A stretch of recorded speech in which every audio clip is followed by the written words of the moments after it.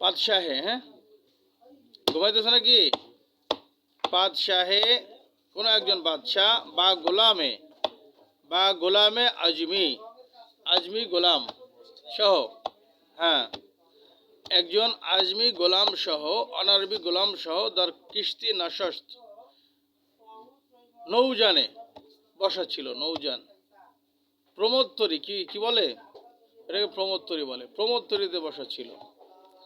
ও গোলামে দেগার দরিয়ারা নাদিদা বোধ, এবং সেই গোলাম ইতিপূর্বে সমুদ্র ভ্রমণের অভিজ্ঞতা তার ছিল না। ও মেহনত কিস্তি নায়াজ মৌদা, মেহনত মানে কষ্ট, এবং নৌ ভ্রমণের যে কষ্ট নাজমুদা, এটা এই অভিজ্ঞতার সম্মুখীন সে হয় নাই। গেরিওয়া জারি আগাজ নেহাদ, কান্নাকাটি শুরু করে দিল। কি করলো? কান্নাকাটি শুরু করে দিল। ও লর্জা বার আন্দামস উফতাদ, লর্জা মানে কম্পন, হ্যাঁ আন্দামস মানে তার দেহে কম্পন উঠলো। এই মনে হয় নৌকো ডুবে যাবে, মারা যাবে, ঠিক আছে। ও মালিকরা আয়েশ আজু মনকামেজ বোধ, ও মালিকরা এবং বাদশার আজু তার কারণে, তার এই অস্থিরতার কারণে, হ্যাঁ আয়েশ আজু তার অস্থিরতার কারণে বাদশার আয়েশ, ঠিক আছে এনজয়, মনকামেজ বোধ মানে বিঘ্নিত হচ্ছিল, বিঘ্নিত হচ্ছিল, ঠিক আছে। বাদশার এনজয়ে, সমুদ্র ভ্রমণের এনজয়ে বিঘ্নতা ঘটছিল। আচ্ছা, তারপরে কে তবে নাজুক তাহাম্মুলে আমসালে ইন সুরত না বন্দদ, কে তবে নাজুক, নাজুক তবিয়ত, নাজুক ঠান্ডা, নাজুক তবিয়ত বুঝো মানে ওটাকে বলা হয় বাচ্চাদের যে ঠান্ডা ব্রেন, ঠান্ডা মেজাজ যেটাকে বলা হয়, কথা বলছো, যেটাকে বলা হয় নম্র শাহী মেজাজ, শাহী মেজাজ। হ্যাঁ, কে তবে নাজুক বাদশার নম্র শাহী মেজাজ তাহাম্মুলে আমসালে ই সুরাত, এ ধরনের দৃষ্টান্ত বহন করাটা নাবন্দদ, তার জন্য নাগাওয়ার হচ্ছিল।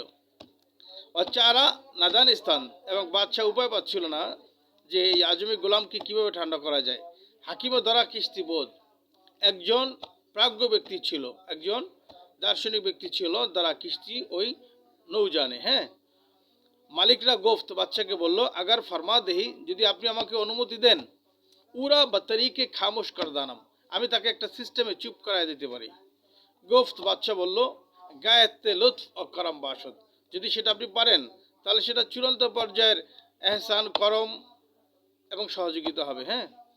বফরমুদ, বাদশাহ হুকুম দিলেন, তা গোলামরা বদরিয়া আন্দাখতান, ঠিক আছে, কয়েকজন ধৈরা ঠ্যাং হাত পা ধৈরা তাকে সমুদ্রে নিক্ষেপ করে দিল, সমুদ্রে ফালাই দিল। আচ্ছা, চাঁদ নওবত গুতা খোর্দ, কয়েকবার সে কি করলো? গুতা মানে ডুবে যাওয়া, চুবনি খাওয়া, কয়েকবার পানির ভিতরে চুবনি খাইলো, ঠিক আছে। আজা পসে মাবিশে গ্রেফতান, এরপরে তারা ওই যে ডোবে আবার জাগে, এরপর মাথার পিছনে চুল আছে না, চুল ধইরা তাকে কি করলো? নৌকার কাছে নিয়ে আসলো। অবধু দস্ত দর সুকান কিস্তি আবেগ, আর সে তার দুই হাত দিয়ে নৌকার সাইড আছে না, এটা ধরেছিল। চুবর আমদ, এরপর যখন সে উঠে আসলো, ঠিক আছে, বগসা বনশ্বাস্ত, নৌকার এক কোনায় চুপচাপ যাইয়া চাপটি লেগে সে বসে পড়লো। অকারার ইয়াফত, এবং সে স্থির হয়ে গেল। মালিকরা আজব আমদ, বাচ্চা তাহাজুব হইলেন, ঠিক আছে। পুরসিদ কে হেকমত চেবোধ, বাচ্চা বলল যে এখানে কি হেকমতটা ছিল, এখানে হেকমতটা কি ছিল, যে এত সময় তার কারণে আমরা একটু নৌ ভ্রমণের মজা নিচ্ছিলাম, ওর চিল্লাপাল্লা কান্নাকাটির কারণে আমাদের সেই মজা নষ্ট হচ্ছিল, তুমি এমন কি হেকমত দেখাইলা, আপনি এমন কি হেকমত দেখাইলেন, হ্যাঁ, যে সে ঠান্ডা হয়ে গেল।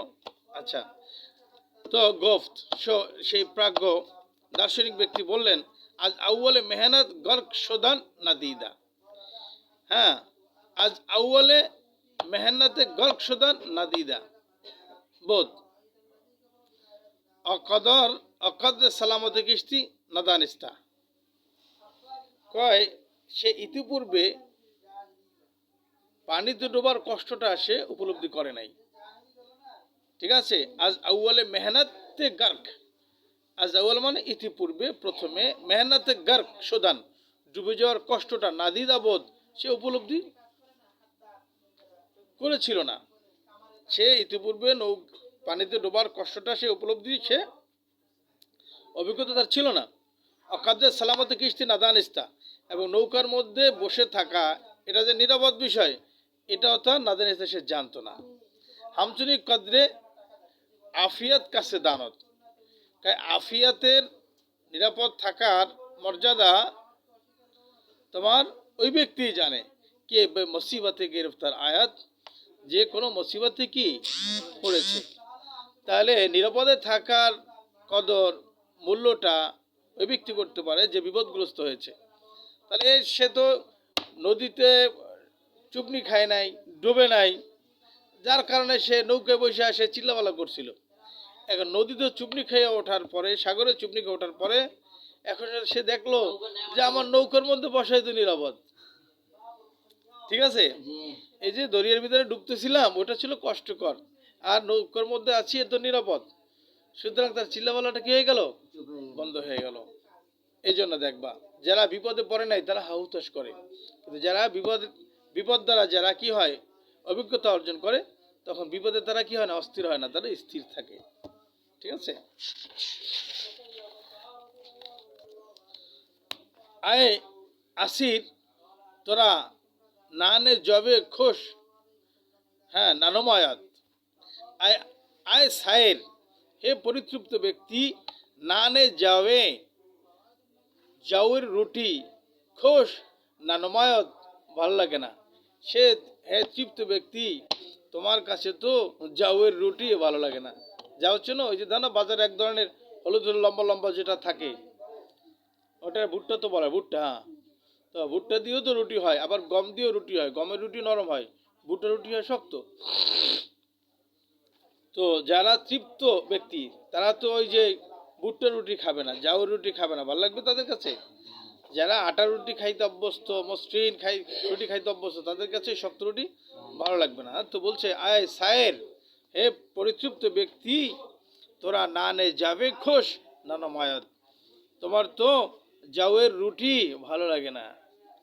তবে মা সুখকে মানাস আকে বনজদিকে তু জিস্তাস, মা সুখকে মান, আমার কাছে তো মাসুক, আকে ওই জিনিস, বনজদিকে তু জিস্তাস, যেটা তোমার কাছে খুব খারাপ, যেটা তোমার কাছে খুব খারাপ ওইটা তো আমার কাছে মাসুক। মানে কি বুঝাইলো, আমি তার পাগল।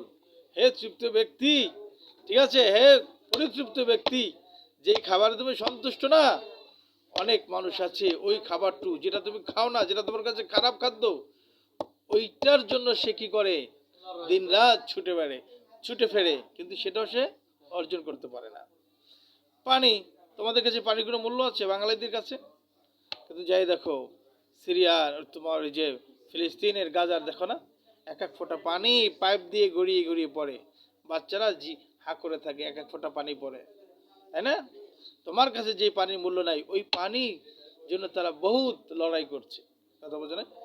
এই জন্য বলা হয়েছে যার কাছে নেয়ামত আছে সে নেয়ামতের মর্যাদা দিতে পারে না, নেয়ামত চলে যাওয়ার পরে মর্যাদা শুরু হয়। দুনিয়ার প্রত্যেকটা মানুষের মর্যাদা সে মরে যাওয়ার পরে সে পায়, বেঁচে থাকা অবস্থায় সে মর্যাদা পায় না। এই বাপ আছে মর্যাদা আমরা বুঝতে পারছি না, চলে যাক বোঝা শুরু করবা, মা আছে বুঝতে পারছি না, চলে যাক তখন বুঝতে পারবা, তাই না? কয় হুরান বেহেশতিরা দোজখ বোধ আরাফ, জান্নাত জাহান্নামের মধ্যে একটা জায়গা আছে আরাফ, ওটা জাহান্নামের শাস্তিও নাই ওখানে, আর জান্নাতের নিয়ামতও নাই, না জাহান্নামের শাস্তি আছে না জান্নাতের নিয়ামত আছে, মাঝামাঝি, ঠিক আছে, ওটাকে বলে আরাফ। হ্যাঁ হ্যাঁ, না কোনো কর্ম নাই, ধরো না খাই থাকবা, ধরো হৌরানে, হ্যাঁ এক গ্রুপ থাকবে, তো এক গ্রুপ আরাফে থাকবে। শোনো, হুরানে এ বেহেশতি, আল্লামা সাদি বলছেন হুরানে বেহেশতিরা জান্নাতের হুরদের কাছে দোজক বোধ আরাব, আরাবটাকে দোজকের মতো মনে হয়। জান্নাতের বাসিন্দা হুর তাদের কাছে আরাফটাকে কি মনে হয়? দুজক মনে হয়। তবে আজ দোজখিয়া পরস, তবে দোজখীদের কাছে জিজ্ঞেস করো কি আরাফ বেহেশত, এই আরাফটাই তাদের জন্য বেহেশত। ঠিক আছে? ও জান্নাতি হুরিরা, তোমাদের কাছে আরাফকে তো জাহান্নাম মনে হয়, কিন্তু জান্নাতি জাহান্নামীদের কাছে ওই আরাফটাই বেহেশতের মতো লাগে। কিসের মতো লাগে? বেহেশতের মতোই লাগে। হ্যাঁ,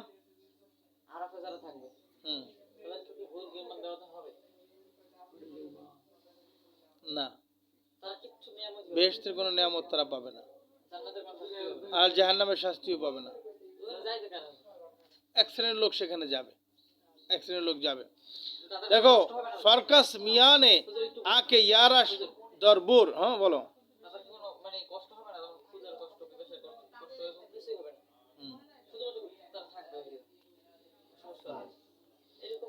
আচ্ছা দেখো বলতেছি কে ফারকাস মিয়ানে আকে ইয়ারাস দরবুর, এই কয় বাকে দো চশম ইন্তজারস বরদর, কয় একজন আশেক তার মাশুককে পাইল, মাশুককে পাইল, আর একজন আশেক তার মাশুককে পাইল না। এই দুই আশেকের মধ্যে পার্থক্য আছে কি না? একজন পরিতৃপ্ত, একজন তৃষ্ণার্ত। ঠিক আছে?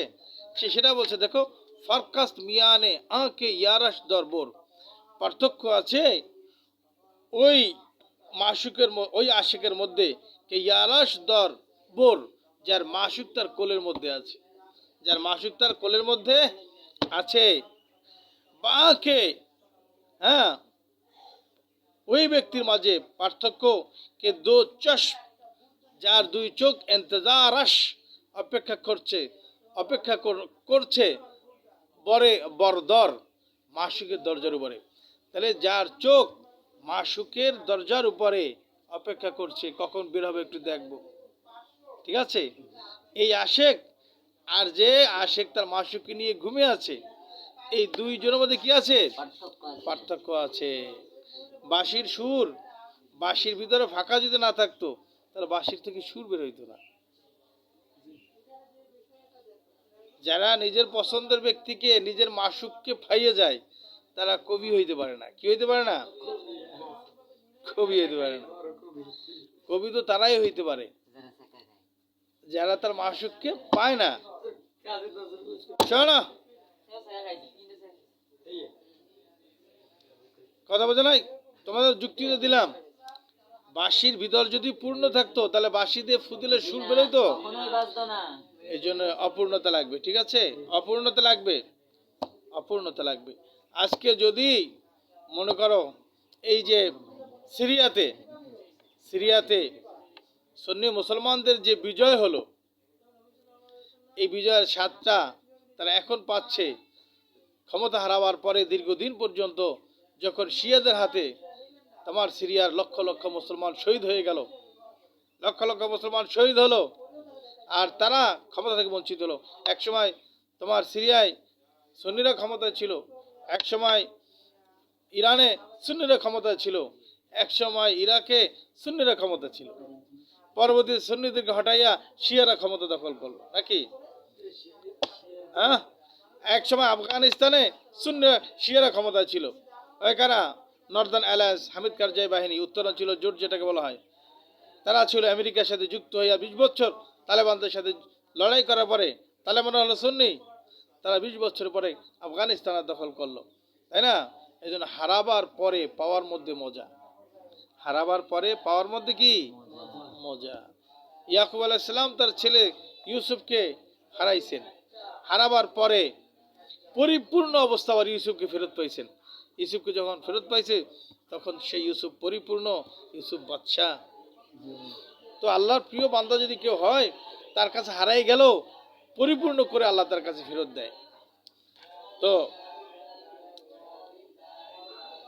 যাই হোক, তাহলে দেখা গেছে যারা বিপদের মধ্যে পড়ছে আর যারা বিপদে পড়ে নাই, তাই না? উভয় কিনা সমান না। যারা দুঃখের মধ্যে জীবন পার করছে আর যারা সুখের মধ্যে জীবন পার করছে, দুইজনের উপলব্ধি অভিজ্ঞতা কিনা সমান না।